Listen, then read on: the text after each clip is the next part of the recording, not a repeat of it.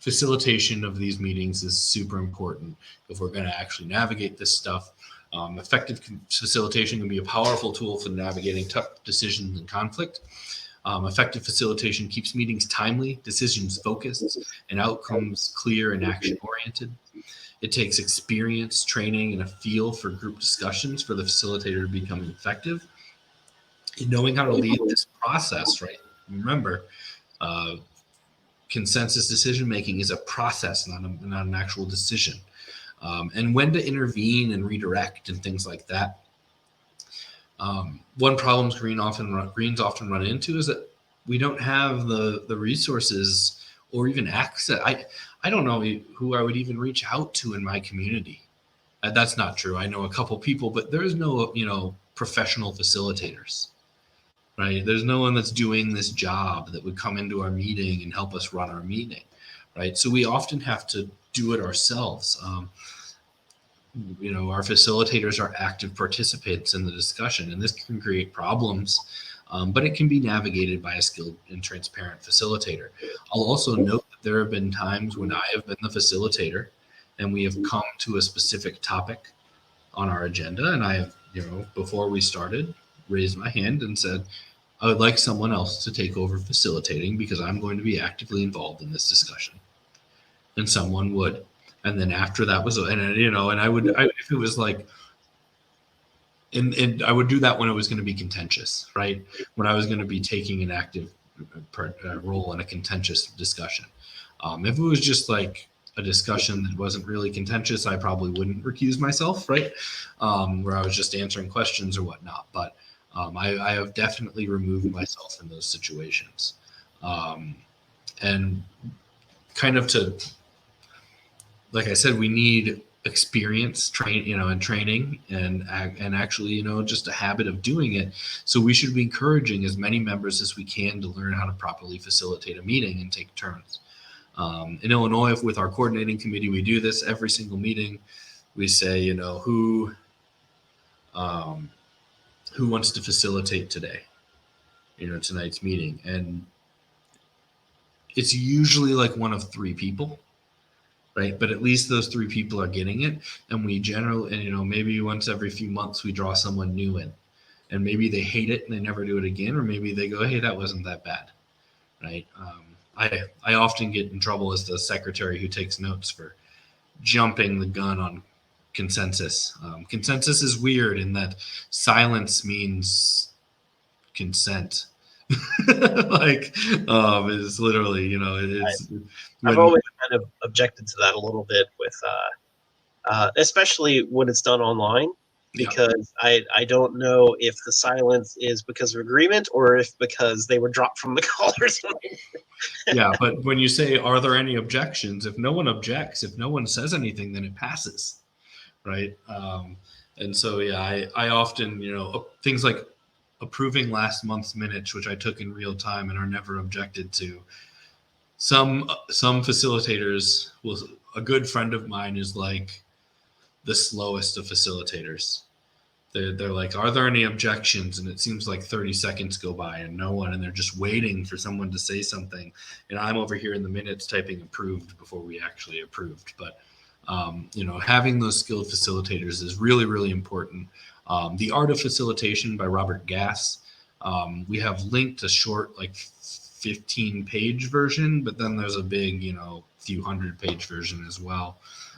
Is a great read. The 14 page is all you need, right? It's a great resource for thinking about, the role of a facilitator. One of the really good things I think in it deals with intervention. Right. One of the key things that an effective facilitator can do is use interventions to guide the discussion to where it needs to go in order to have a clear action-oriented outcome. Right.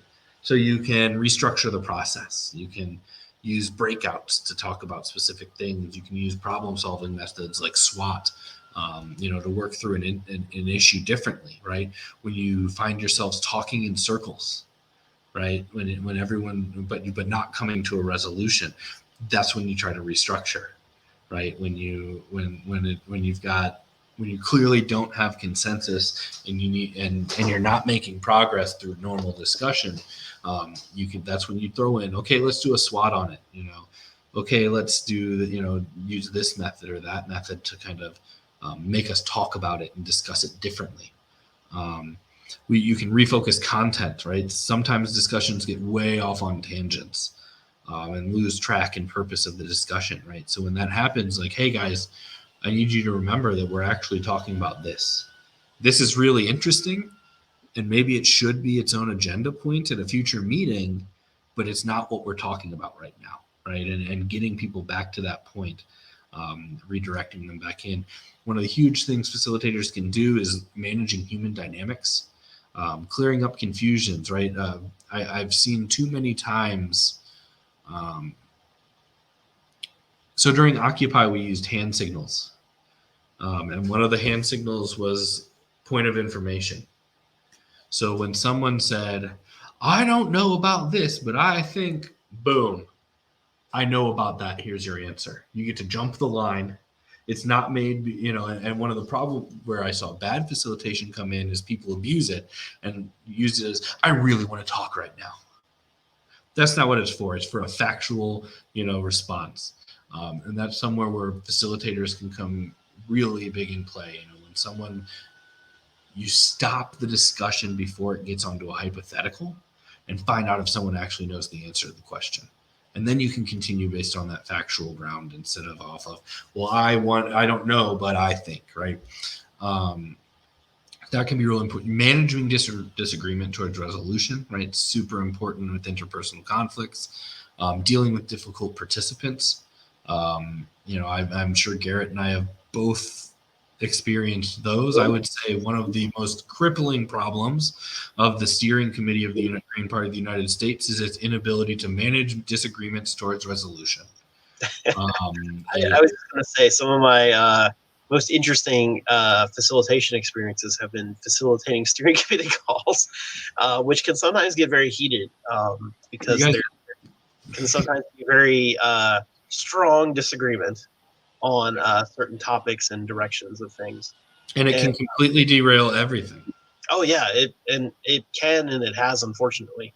And one thing I like to do to refocus and to clear up confusion and stuff when I'm facilitating is when somebody starts getting off track, you kind of step in as facilitator and you say, okay, we're discussing X topic. My understanding is right now we have a motion to do blah. Is that correct? And then, and then the person will step in and say, oh, yeah, that's what I meant. Or, oh, no, that's a little different. Here's what it is. And that tends to be a nice way of getting the conversation back on track. And also kind of reaffirming that you're listening to them, right? Because a lot of times the disagreement goes off the rails because somebody feels like they're not being heard, right? And you can hear them without necessarily agreeing with their answer, right? But by kind of repeating it back and saying, "Am I understanding you correctly?" Gives them this, the opportunity to kind of clear up confusion and move toward actually finding a resolution instead of getting too far off topic. Yeah, one of the methods that a friend of mine on the steering committee when I served, Michael Dennis, used to use is when things got heated, they required people to take a breath before speaking. And so you can often get into these debates where it's just like boom, boom, boom, boom, boom, boom, boom, boom, boom. And they implemented a rule that like you literally before they would cut you off if you tried. You had to stop and take a few seconds, center yourself, and then respond. And while it seems, silly, it works. I saw something recently that it was about a couple who had a rule that when they got into a fight, they would walk away and they would come back to it after each of them had went and like exercised for 20 minutes. And a biologist and a psychologist and like doctors started weighing in and they're like, actually, this is perfect advice because when you get in a fight, when you're in that heated instance, your fight or flight response biologically kicks in. Those hormones hit you and you're in fight or flight. And for the next 20, they said it takes about 20 minutes for them to dissipate from your system. And when they're in your system, you cannot have rational conversations, right? Because you're in fight or flight mode. So the breath is obviously a much lower part of that, but even just the breathing for a couple seconds, taking that deep breath and then going, um, can be enough to kind of calm the conversation so that you can redirect it, right? And that kind of goes into shifting energy, right? Facilitators can put their hands on the scale in terms of the tenor and pace of destruction, right? You can pull in the quieter voice. It's one of the most important things I think that I've seen facilitators do in consensus facilitation is say, I haven't heard anything from you, right? And oftentimes, now sometimes it is like an introvert extrovert thing, but I've seen some, just goddamn wisdom dropped from that person who's been sitting for an hour listening to the type A's fight with each other and get asked, what do you think? And they come out and blow us all out of the water, right? But they just weren't comfortable in that situation to insert themselves, or they wanted to hear it all and they were absorbing and they needed time to work through it, right?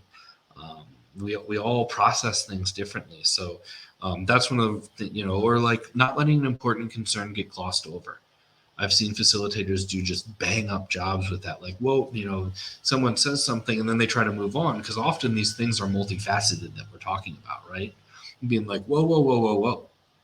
You can't just move past what that person just said, because what they just said is really important to the end result of what you're coming out, even if it doesn't seem like it right now, right? So being able to shift that energy can be really, really important. It's knowing when to crack a joke, right? It's knowing when to say, okay, everybody, let's take a bathroom break. Let's take 5 minutes and walk away.